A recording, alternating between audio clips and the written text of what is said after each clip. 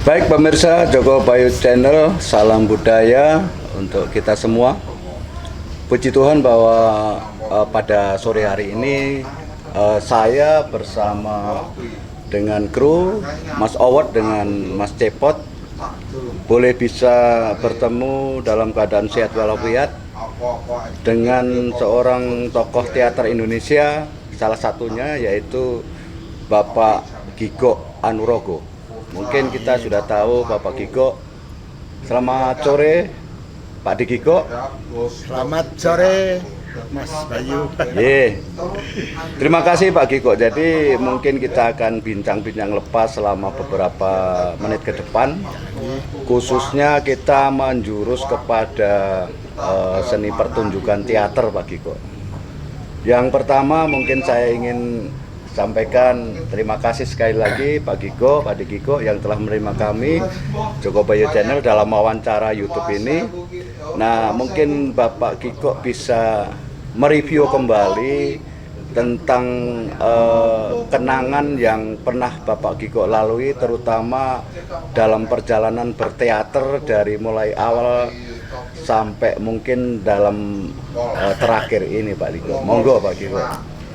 Jadi begini Mas Bayu, saya itu berkecimpung terjun menggeluti sebagai pekerja teater sekaligus pelaku teater itu mulai tahun 74. 74 ya, tahun 74 itu kita mengikuti waktu itu setelah lulus SMA, saya mengikuti workshop teater di PKJT, Pusat Kesenian Jawa Tengah, Sasonomulyo.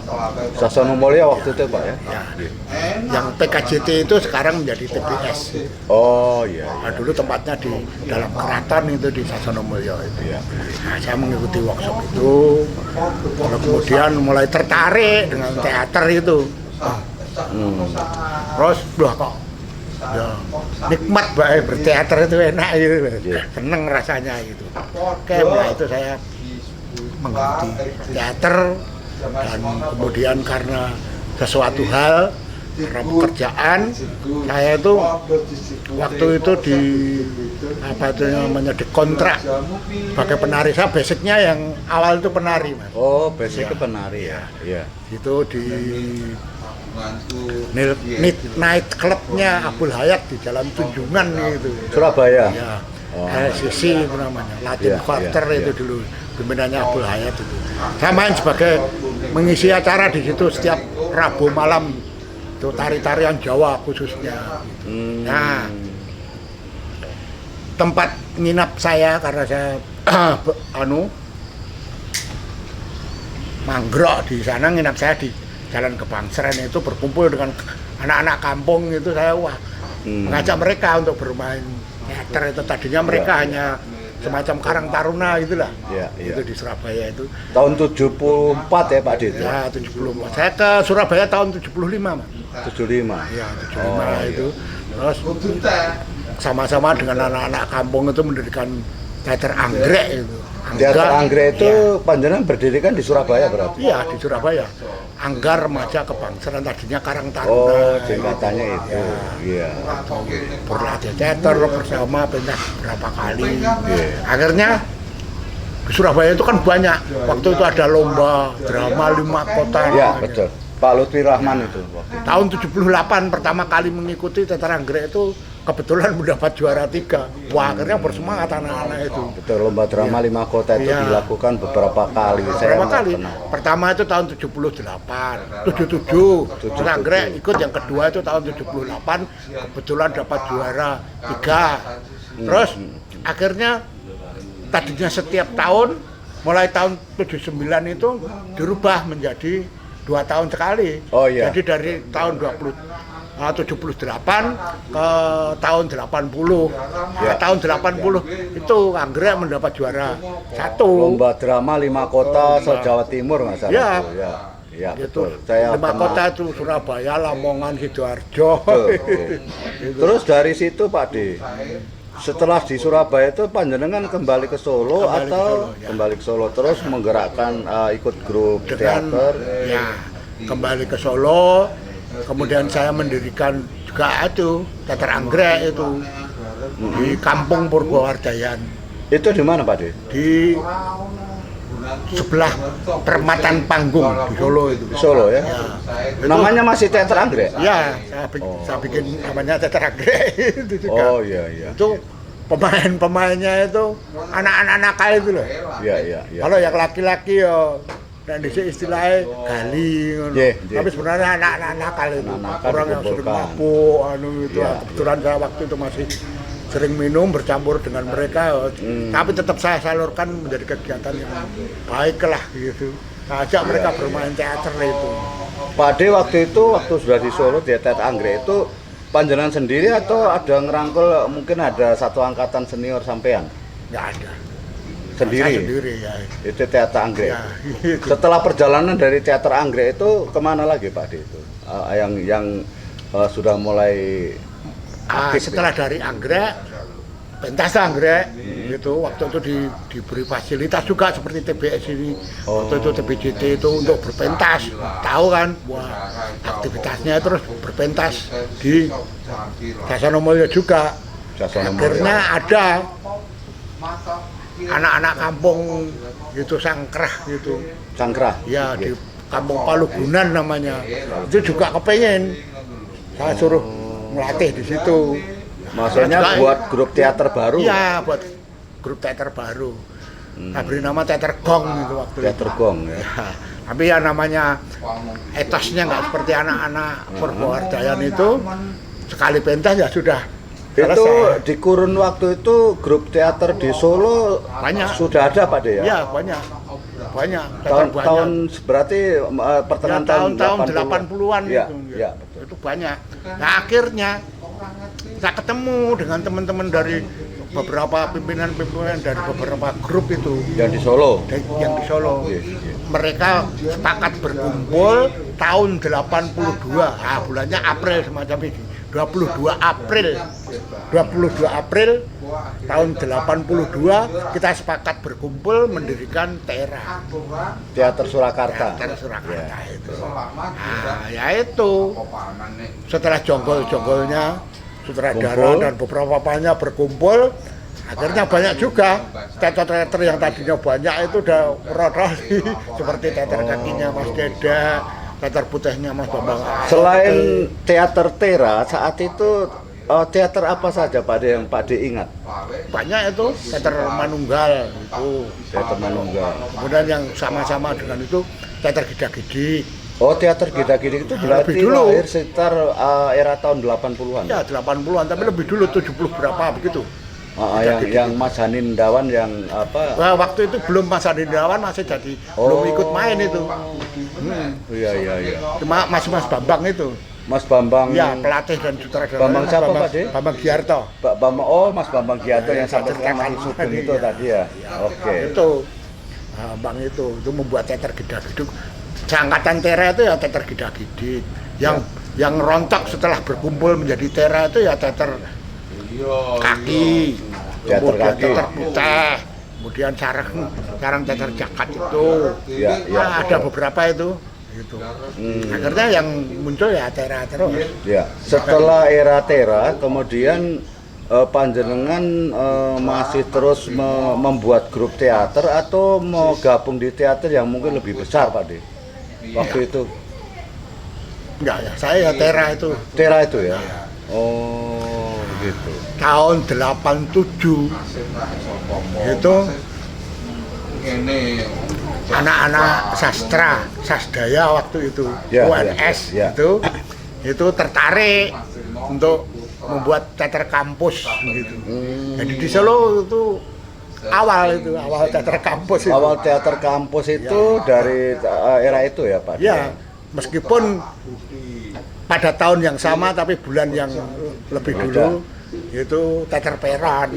Peron. Anak FKIP itu. Teater kampus Peron itu. Nah, anak-anak sasdaya kepengen juga akhirnya saya punya teater, nah, merekrut saya sebagai pelatihnya di situ. Oh, gitu. Iya, iya. Termasuk awat itu kan jebolan Oh, Mas Awad juga jebelan dari Tesa. Tesa ya, betul. Ya, Mas teater Awad sastra. pernah cerita sama saya. Berarti Mas Awad juga sudah termasuk senior ya, Pak Tapi ya? iya, tapi belum pernah ketemu itu waktu saya di Tesa itu. Karena saya di Tesa itu cuma 2 tahun kok. Oh. Tahun 87, 3 tahun ya sampai 90. Terakhirnya 90. Eranya Pak De, ini Pak De Gigo ini memang basicnya itu kalau dilihat kembali ke belakang, panjenengan punya bapak, ibu, Mbah Kakung, Mbah Putri itu apakah seorang seniman, Pak De? bukan, nggak ada. Oh. Nggak ada. Terus kenapa Pak De tertarik di bidang kesenian khususnya seni peran itu Pak De, seni teater? Ya tadinya kan saya sejak SD belajar menari. Terus kemudian tertarik dengan drama, teater gitu ya itu. Pada waktu workshop itu ternyata mengaksikan juga. Ya. Oke lah saya jadi pelaku teater lah gitu akhirnya. Jadi aktornya, jadi pemainnya. Ya pilihan saya itu. Jadi, ketika ketemu dengan teman-teman Tera, berkumpul dengan Tera itu akhirnya saya mendisiplinkan diri pencarian sebagai aktor. Gitu. Oh gitu. Selain itu Pak De, mungkin pernah main ketoprak atau Ya. ludruk Iya. atau wayang orang misalnya? Kalau ludruk itu waktu di Surabaya bergaul Pernah? dengan anak itu sering. Itu. Itu seni peran pertunjukan seni pertunjukan rakyat ya. Saya juga mempelajari karena saya sebagai aktor kan Ya. seneng mempelajari hal-hal yang begitu. Saya mempelajari ludruk itu. Betul. Ketoprak pernah Mbak De? Ketoprak Di Solo. di Solo. Pernah maksudnya. Akhirnya saya ikut bermain ketoprak dengan teman-teman itu juga. Di Itu Balai Kambang atau pernah di Balai Kambang itu. Di- Jadi sebelum di Balai Kambang, ada tobongan, ketoprak tobong itu. ketoprak tobongan itu yang terakhir. Itu gini, urutannya cerita begini. Ya. Jadi waktu saya belajar teater, itu juga, di samping itu saya juga berkumpul dengan teman-teman waktu itu masih ASKI. Ya, Oh, iya. Itu mempelajari seni ketoprak, Ya. saya ikut. Gitu. Waktu itu yang menjadi tutornya, yang menjadi pelatihnya Pak Yusuf Agil itu. Oh. Saya ikut bermain. Yusuf Agil ya, tokoh seni ketoprak. Itu aktor handal itu. Wah, itu cerita yang lucu di situ itu. Nah, Pak Yusuf Agil itu kan Drunken Master. Ya. Wah, kita bersama Siswa teman. budaya itu Pak De, bukan? Namanya ketoprak siswa budaya Bundan punya itu anaknya Pak Yusuf Agil itu siapa ya? Pak Yusuf Agil itu ya pemain ketoprak itu kan berpindah-pindah. Pernah di Siswa Budaya, Wahyu Budaya. Oh, dan iya, sebagainya. Iya. Nah itu ceritanya belajar ketoprak dengan Pak Agil itu. Wajar ketoprak rung pinter, yang mendeme wis pinter. Iya. Terus perjalanan berikutnya Pak De, setelah panjenengan ke ketoprak itu berarti sudah masuk era 90-an Pak De ya? Ya, 90-an. 80-an awal lah. Ya, 80 saat itu kan era 90-an, berarti panjenengan tetap masih eksis di teater ya? Ya, di ketoprak itu Ya. kan gini, waktu tahun 88 ya, waktu tahun 88 di Jawa Tengah ini kan sering mengadakan festival ketoprak se Oh, Jawa ya. Tengah. Ya. Nah, kita teman-teman amatir ini itu mewakili Solo. Maju Yang tingkat- dilombakan itu Ya. yang tingkat nasional itu Dan misalnya. Jawa Tengah Mas. Oh, Jawa Tengah. Itu kebetulan menang. Hmm. Saya menjadi aktor pemain terbaik ketopraknya waktu itu. Pernah menjadi aktor Ya. terbaik ketoprak. Ketoprak itu dari tahun 87, 87, 86, 89.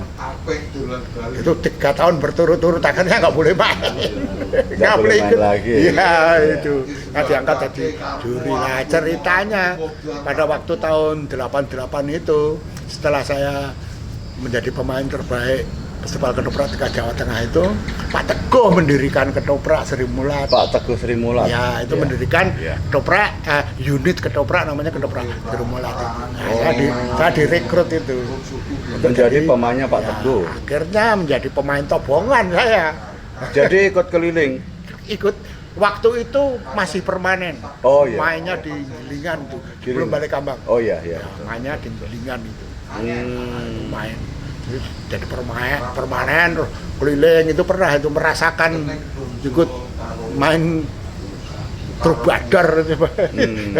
Bermain tobongan keliling gitu. Kemudian Pak D, ini kita sudah menjurus ke sekarang ya, eranya sekarang 2000-an. Panjenengan kenen Waswani Darmawan itu ten pundi Pak D? Waktu saya di Jogja itu sudah kenal, tapi belum begitu akrab. Ya kenal lah.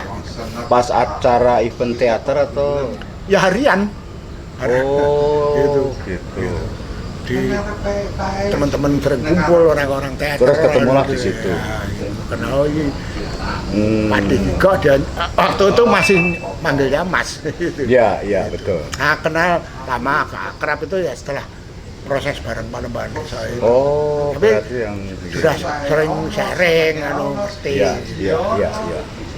Kalau dengan Pak Hanin itu sudah lama. Lama. Pak D. Hanin Tapi lama. panjenengan bukan anggota teater Gita-Giti. Bukan. Tapi Hanin pernah di Tera. Mas Tera Hanin pernah itu di teater pernah. Tera ya. Ya ikut main kan. Tera itu kan semacam program. Mas. Kalau pentas itu ada program, kemudian Itu latihan, siapa pentas. saja boleh masuk. Boleh siapa saja. Menurut Semacam laboratorium teater ya, gitu. menurut kebutuhan tokoh dan yang mau gitu. Direkrut. Iya direkrut. Akhirnya hampir seluruh teatrawan di Solo itu pernah ikut di Tera itu. Tokoh-tokoh teater. Tokoh-tokoh teaternya Nggih, nggih. pernah ikut di Tera semuanya. Joko Bibit dan sebagainya. Kemudian proses panjenengan sekarang ini Pak De ya, aktivitas untuk teater yang panjenengan bina sampai dengan hari ini masih ada Pak De ya? Masih Teater apa Pak De? teater akar. Teater akar itu. Ya, itu teaternya anak saya. Nah itu episode sendiri Pak De ya. Itu kan panjenengan mau membuat teater akar itu sejak tahun berapa itu Pak? Yang membuat anak saya. Oh. Saya ikut dibayar sebagai pembina. Dan sering main, sering jadi sutradara gitu. Sampai sekarang masih Sampai aktif. sekarang Ya? masih. Putra panjenengan non saya Pak De Asmanis itu. Putra saya itu kan 3. Yang namanya yang pertama Tuwo Jagat Pramana Aji. Iya. Itu spesial skenografi. Skenografi. Lalu yang kedua namanya Respati Galang Swastika Aji. Iya. Itu lulusan Laki-laki. ya laki-laki semua. Oh. Jadi yang kedua itu lulusan isi juga jurusan teater, prodi teater. Oke. Ya, Terus yang mau tampil nanti malam tuh ada. ya ada yang Ini ketiga. sinten Pak De? Namanya Yogi Swara Maniti Oh, Saji. Mas Yogi. Itu yang ragil. Yang ragil. Oh, tiga semuanya Ya. semuanya punya apa ya? Ikut ini aliran apa, dari saya. afiliasinya ke teater semua. Oh, ke semuanya panggung ke lah teater. gitu. Oh, gitu. Nah, yang sering mensutradarai dan sebagai aktor tuh ya yang nomor 3 itu. Mas Yogi itu. Nun Itu sewu sejak Pak De. kecil itu. Jadi kalau ibu basicnya Ibu rumah tangga biasa. Ya. murni ibu rumah tangga. Maksudnya mungkin manajemen pertunjukan atau mungkin enggak sama sekali. Enggak sama sekali. Bahkan nonton pun belum pernah. Kemudian yang berikutnya mungkin sudah akhir dari wawancara ini Pak De Kiko, terima kasih. Jadi mungkin untuk pesan-pesan ya Pak De, ini saya pikir dokumentasi yang perlu sekali untuk kita dokumentasikan, karena ya walaupun kan segala sesuatu kan Tuhan yang menentukan ya Pak De. Jadi mungkin bisa memberikan semacam apa ya, pembekalan atau ya pesan-pesan khusus untuk generasi teater khususnya di Solo dan representatif Indonesia Pak De Kiko. Ya. Saya sebagai orang tua itu kan kalau dikatakan karena umurnya sudah tua, kenyang makan asam garamnya kehidupan teater. Teater itu memang begitu, naik turun dan sebagainya. Tapi yang perlu disadari oleh pelaku-pelaku teater itu adalah kesadaran yang pertama adalah itu bahwasanya dia merambah di jalan sunyi. Merambah di jalan sunyi. Dia berjalan di jalan sunyi, tidak ada orang yang memperhatikan, tapi tetap memacu semangatnya, memacu etos kerjanya. Itu. Nah, Oleh sebab itu, dia harus mencintai dirinya sendiri. Mencintai Dirinya sendiri. Lalu mencintai dari teater itu sendiri. Mencintai yang benar-benar 100%.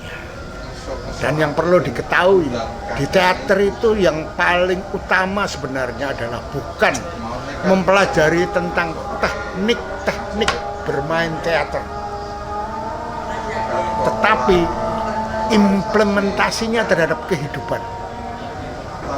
Itu mempelajari implementasi teater, ya. daripada teknik teater itu di kehidupan kita sehari-hari.